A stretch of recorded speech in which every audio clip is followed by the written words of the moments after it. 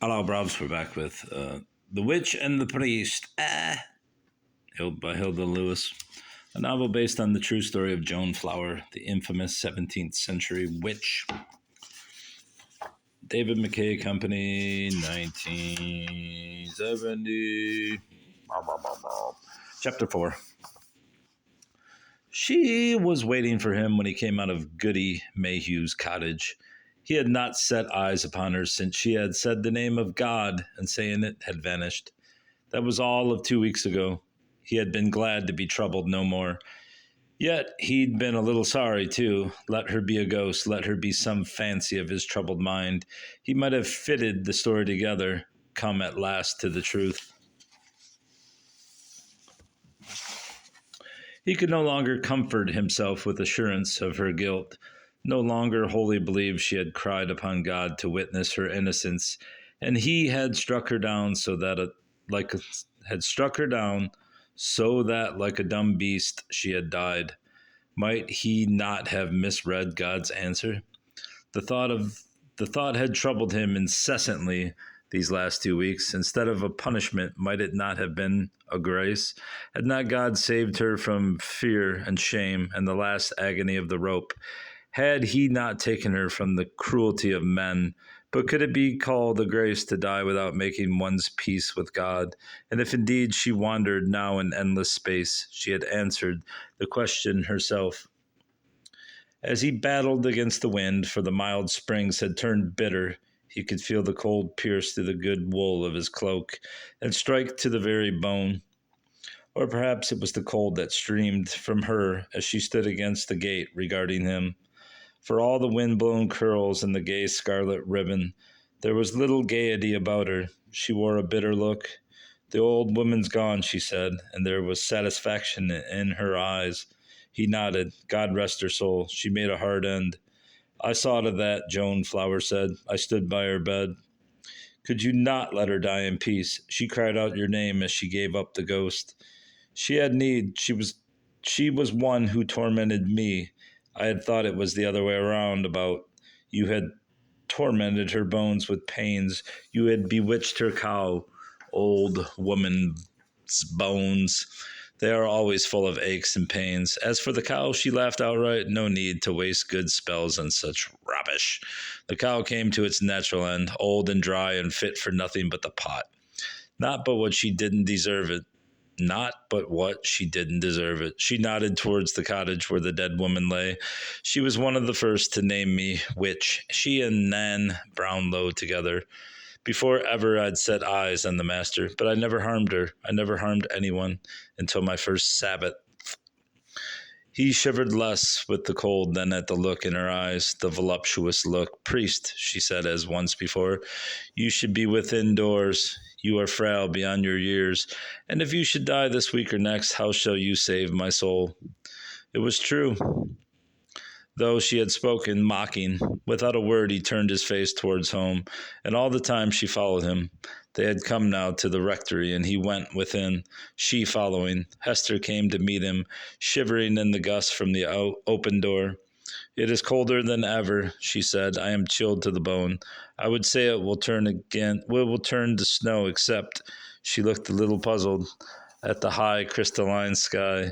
And you, brother, look cold as death. Come into the study. Jeanette has built you a good fire, and I will bring you a posset. Yes. And she nodded to the white cat that brushed against her skirts. And for you, a pannikin of milk, if you are a good little cat. She put out a hand to take up the little creature, but it shrank, spitting. So small and so fierce, Hester said fondly. And he smiled, seeing how quickly she had forgotten her rancor against the cat. So do we cherish those things to which we have shown a kindness? Yet it is a good little cat, she said, the best I have had. He keeps the house free of vermin, yes, of rats bigger than himself, and for that he shall have both thanks and milk. But still the cat backed, eyes red as the rector's pipe when he drew upon it. Behind him he heard Joan Flower whisper, make do with the sweet milk. You will get nothing else from that one. There will be no pact with the master in this house. Hester turned sharply and went out. Joan Flowers said, and Her laughter had a wicked sound. What would she say, good Mistress Davenport, the white sheep, the silly sheep, if she knew I was here again, in this room where you questioned me, doing your bitter duty, and where I came to my death? Hester came in brisk, tutting still against the cold. She bent to stir the logs, set the mug with its pointed foot in the red of the fire, and laid a clean cloth by him, so that he might handle his posset when he thought fit.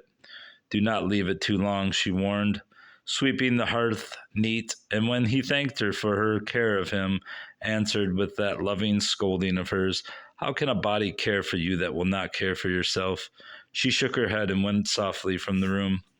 Joan Flower moved across to the window. He could see clean through her to the high spring sky, water green through the leaded panes. Sometimes she said, her back to him, I could wish almost I had made no pact, but when I remember the Sabbath, I am shaken. There was an ecstasy about her, a wild and dreadful longing.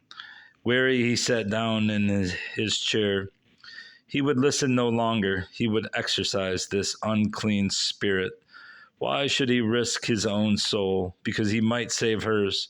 He had his answer even before the question was asked. Her poor soul that wandered homeless. As for his own, it was a risk a priest must take. The Sabbath, she said. I would tremble all day waiting for the night. I would bathe myself and comb my hair, and I would put paint upon my cheeks and on my lips. He said nothing, remembering how there had been days when she had gone about hair and eyes wild, and her red lips smiling so that he had thought her a little crazed. Had those been the days when she had trembled waiting for the night? The days of the Sabbath, she said, all soft with longing, Candlemas and Rudemas and All Hallows Eve, Lammas Day and Christmas Tide. You were not afraid, he interrupted, stern, to take our holy festivals, to degrade them. You were not afraid, priest, to take our festivals, festivals of the old religion, older by far than your Christ. For what is Lammas but Beltane? I don't believe that's how it's pronounced in Christmas, but Yule and Rudemas is May Day, the wickedest day in all the year. One might say, priest, that you keep our heathen festivals. And she laughed. Ah, the Sabbath, how slowly daylight passes till the sun goes down at last, and the stars prick in the sky. And within the house the darkness is pricked by rushlight, and it is time, and your fingers shake holding the pot, the precious ointment, the flying ointment. Come now, and he was smiling a little. None can fly but birds and angels. Priest, being dead, I can speak no other than truth. I flew, oh, the wild, free flying, washed and clean and naked to the skin, the clean white skin. Anoint yourself with anointment. Lie upon your bed, say the words of power, say them, till your eyes begin to close and you feel yourself falling. And then you rise and you look down upon the houses, the little stinking houses, and you know within them men and women lie together like animals. But you are free, flying above the church steeple, higher than the hilltops, higher than the castle, even on its high hill. Higher, until you feel the stars pricking with chill fire and the cold face of the moon. And the air is full of movement, full of sound, rushing of wings and sound of flights, witches hastening to the Sabbath, witches carried by spirits, by familiars, by lovers, witches on bespelled humans, on bespelled animals, witches on broomsticks, on wisps of straw, or flying as a bird flies, wild and free in the dark air. And it is all a sweetness and a wildness, so that you forget to breathe until there is a pain like a knife against your ribs, and you must stop to take in air again. And all the time you are coming nearer to the Sabbath, nearer to the worship, nearer to the dancing and the feasting and the wild, wild love-making. Stop, he cried out, and thrust a finger into each ear. She smiled at him. How shall you help me, or any other, if you will not listen? And when still his fingers were at his ears, she added sly, without your understanding, I cannot be forgiven. It is for God to forgive you, he reminded her. Only if I truly repent, and repentance waits on you. You are my priest, so if you would condemn my soul, which God would save, you will shut your ears. The fingers came from his ears. That first Sabbath of all, Rutterkin carried me, Rutterkin swollen to the size of some great beast from foreign lands, a lion or a tiger, such as you may see, so they say, in the Tower of London. He was great and fierce and wild, roaring through the sky, high as the moon. I was frightened. I felt too near to God. I thought he must stretch out his hands and crack me like a flea between his finger and thumb. That was the only time I was afraid. Your God made no move towards me, and I forgot my fears. So there I was, crouched upon Rutterkin, half fainting with my fear, until the earth swung up to meet me, and I stood for the first time in the place of the Sabbath. And where was that? He asked, stern. I may not tell you. I may confess for myself. I must not betray others. It was a bleak meadow high up in the hills. The moon shone stark from black and tumbling clouds. There was a great flat stone in the middle, very high, as it might be a throne, and it was empty, and facing it sat the witches, men and women, in the pattern of a young moon. Samuel Fleming would have asked his question, but she stayed him with a movement of her hand. I may not name them, but this I will say, the servants of the Master are everywhere, castle as well as cottage, and in your monasteries and in your churches likewise. Yes, there they stand, serving even at your high altar. She saw disbelief in his face and said gently enough, It is true, and you may believe it. He groaned at that, and her hand went out towards him without touching him, dropped again. It is a hard thing for you to believe that servants of the devil may be found at your high altars, but so it is, and why your God allows it, I do not know. Perhaps he is not so strong as the Master. He is stronger, and that could be the reason, Samuel Fleming said, and smiled again.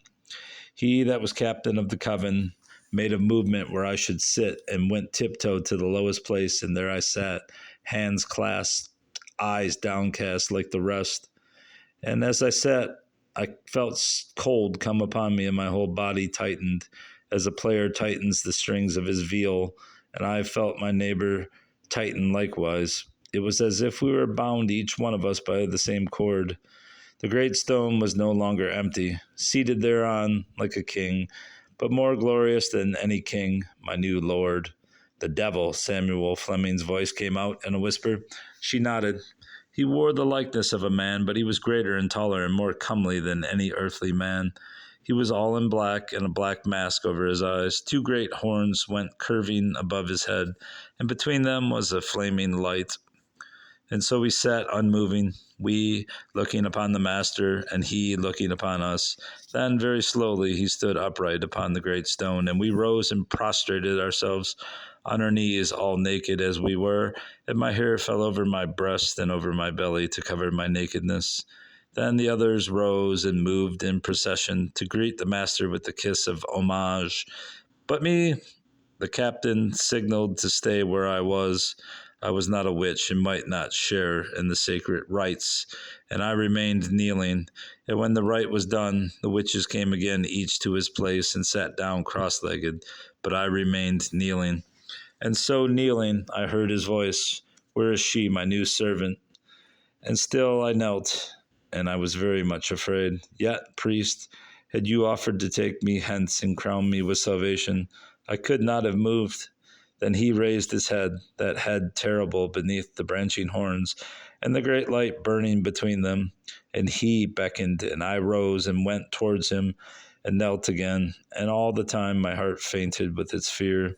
He bent to me, and I felt his breath cold. It was cold, frost cold, snow cold, and colder yet.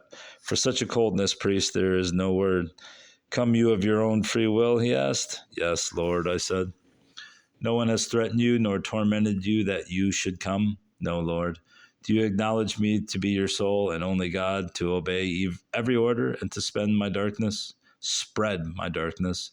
Lord, I do. Do you give me your soul now and forevermore? Yes, Lord. Do you abjure God the Father, God the Son, God the Spirit? And again I said, Yes, Lord. Do you cast off Mary and all the hosts of saints, repudiating your baptism and all promise of paradise? Lord, I do. Then here I make my pact with you in the presence of the congregation, sealing you to my service. I will give you victory over your enemies, and I will give you happiness. Be you my good servant, and I will be your good master. How say you? Lord, I say yes. Then the captain stepped forward, holding a knife, all of stone and very sharp. He bade me hold out my arm. Then he drew the knife across my flesh, and the blood came out slow and dark. And that place never healed. It is a mark I bore to my death and after. And as once before, she held out her arm that he might see the angry scar. Then the horned one spoke in a great voice. You have renounced your Christian baptism. Now I baptize you in the name I shall give you. And by that name you shall be known in the coven, but in no place else. Then he cried out the name, and the congregation cried it after him. And the name? Samuel Fleming asked. I may not say it. Then he drew a parchment from his breast, so sure he was of me, and rightly. And he dipped his finger in my blood, and wrote my new name, and set it above the other. And he took my finger, and he smeared it also with my blood, and I made my mark. And priest, it was a cross. Did you not think then of the cross, he asked, pale, and of him who died upon it? The cross is older than Christ, priest. I went back to my place, and we sat at his feet, and we learned of him. He told us what he would have us do, and how we might do it. Were you not afraid? How should I be afraid? Your God had no more power. The old God protected me. But Samuel Fleming spread his hands. The wickedness you had just done, the wickedness you were to do. When you have done a good thing, priest, you are glad. It is a gentle gladness, and it grows upon what it feeds. So with evil, but it is not a gentle gladness. It is a strong, wild joy, and that too grows upon what it feeds, so that you can never do too much of evil, and you are mad with the joy of it. Then, one after another, each man and woman stood up in his place and told of the wickedness he had done. Little things they were, very small evils, and I sat there listening and despising such small evils, and thinking of this thing I might do, or that, to be outstanding in his eyes, so that he would love me best.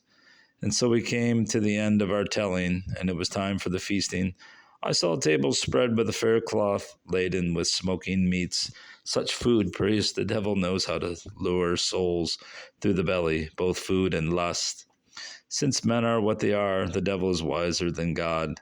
But God wins in the end. He will win even you in the end. Perhaps my master will win you. You smile, but you may smile too soon.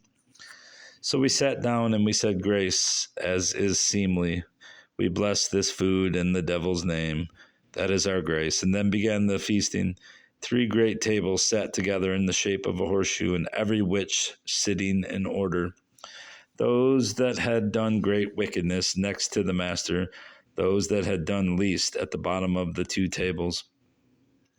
As for me, though I had as yet done nothing, my seat was by the master, because you purposed great evil, because of that, and because I was new received, and because I was not uncomely. The master likes a pretty face and a pretty tune. So there I sat, and Rudderkin leaped from nowhere to sit upon my shoulder, and I fed him with fat bits. And I drank the wine, the sweet wine from hell. And I ate the fat flesh from hell. And every now and again the master would bend and kiss me upon the lips, and I was no longer afraid. When we had eaten and drunk and thanked the master from whom all good things come, he rose in his place, and, leaning upon our arms, we listened to his commands. First and foremost, we must bring new souls to his service. That is the chief thing. It is our first duty, but it is not our last. He spoke to us one by one, laying his commands upon us. This one to bewitch a certain man, another to kill this child, a third to go grave robbing for bones to make our powders, a fourth to steal infants as yet unbaptized. Samuel Fleming lifted a white, sick face. Yes, and she nodded. It is well that mothers and nurses keep good watch. What we do with these infants I will not tell you now. Everything in its place. To some he gave poisons, to others receipts to make their own poisons. And to you? No command. He said I had wit to seek my own evil. And priest, I had. When the master had made an end of speaking, the captain blew upon his horn, and the master cried out in a great voice, Do ye my commands, or die the death? And we answered him, crying out, Har, har. Then the captain cried out, bidding us take our places for the dancing. We stood up in two rings, the women in the inner ring, the men in the outer, back to back. And the master sat on his high stone in the middle, and the captain played upon the flute. It was a wild, sweet tune to keep your feet itching. And forwards we would go, and then backwards, knocking our buttocks against those of the men in the outer circle, and nodding our heads and crying out loud. What the words were, I will not tell, but they gave one strength and joy, and you leap and leap higher and still more high, until you leap, so it seems higher than the moon. Then, at the command, the captain put down the flute, and the rings broke.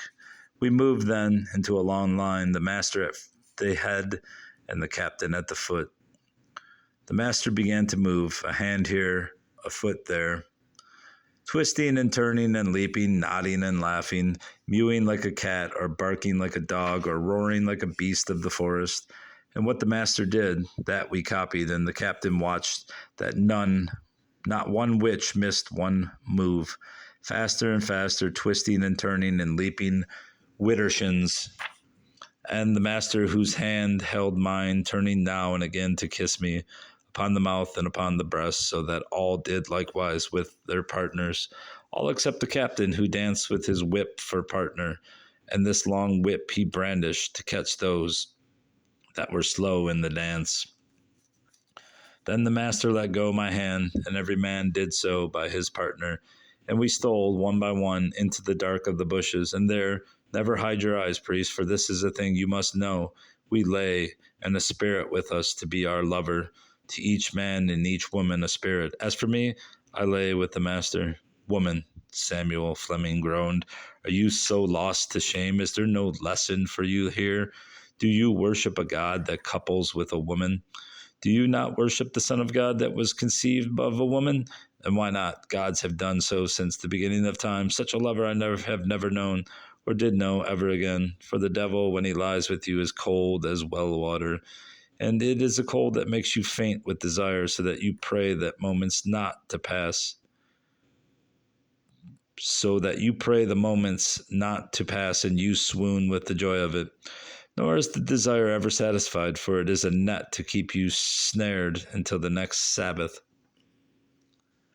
Had you no moments, however fleeting, when you came to your right mind?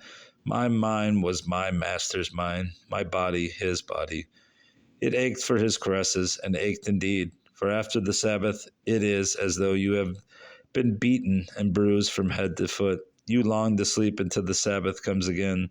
Her arms went out in a yawn. It wearies me even now to think upon it, so that I long to seek the grave again. Your unquiet grave, Samuel Fleming said, thoughtful. Do you not see you had done better to die the death? Then you would have risen again in our Lord. Dying is never pleasant, priest, as you will find out. And if your God is merciful as you say, which I take leave to doubt, why then even I, damned as I am, may come at last to his mercy. Yes, he said, you will come. You will come, he said, and lifted his eyes and found himself talking aloud in the empty room. It was a habit that had grown upon him this last year. He looked about him in the gathering dusk. Was she a creature born of his imaginings, or had she truly stood with him in this room? He did not know. The things she had said, the flight through the air, the Sabbaths and their orgies, he had known of them before. Others had testified, and good men written them down. He sighed deeply. He did not know. If what he had heard was born of his own knowledge, he would pray for her soul. If spoken by her dead lips, then he would wrestle for it, wrestle until he had won her again for God. He rose to his feet, and facing the windows where she had stood, went slowly to his knees. And that's the end of chapter 4.